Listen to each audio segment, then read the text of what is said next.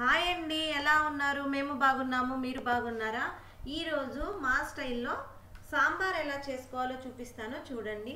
ఒక కుక్కర్ తీసుకొని తగినంత కందిపప్పు తీసుకొని వాష్ చేసి అందులోకి వాటర్ యాడ్ చేసుకొని ఒక 3 విజిల్లు వచ్చే వరకు ఉడికించుకొని పెట్టుకోవాలి.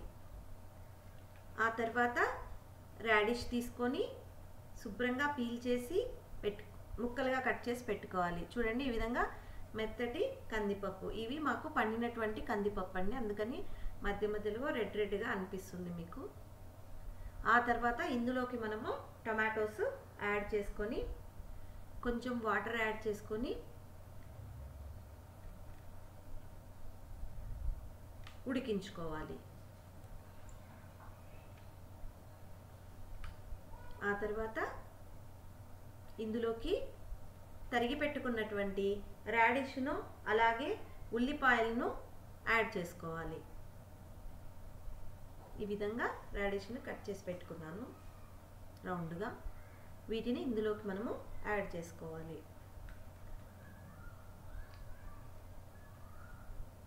ఈరోజు నేను ముల్లంగి సాంబారు చేస్తున్నాను. ఆ తర్వాత వీటిని ఒక్క విజిల్ వచ్చేంత వరకు ఉడికించుకోవాలి. ఆ తర్వాత తగినంత సాల్ట్ వేసి తగినంత వాటర్ వేసి ఒక్క విజిల్ వచ్చేంత వరకు మనము ఉడికించుకోవాలి. దానిలోకి మనము పసుపును కూడా మనము యాడ్ చేసుకొని చింతపండు రసాన్ని కూడా నేను యాడ్ చేసుకొని ఒక్క విజిల్ వచ్చే వరకు పెట్టుకున్నాను. ఆ తర్వాత ఒక గిన్నె తీసుకొని అందులోకి తగినంత ఆయిల్ వేసుకొని ఆయిల్ హీట్ ఎక్కిన తర్వాత ఆవాలు, జీలకర్ర,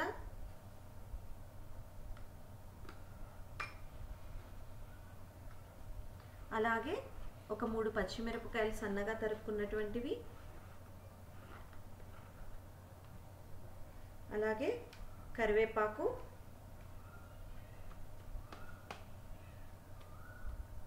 వేసుకొని ఈ గిన్నెలోకి మనము సాంబార్ను ట్రాన్స్ఫర్ చేసుకోవాలి. ఆ తర్వాత హోమ్ మేడ్ సాంబార్ పౌడర్ను మనము యాడ్ చేసుకోవాలి.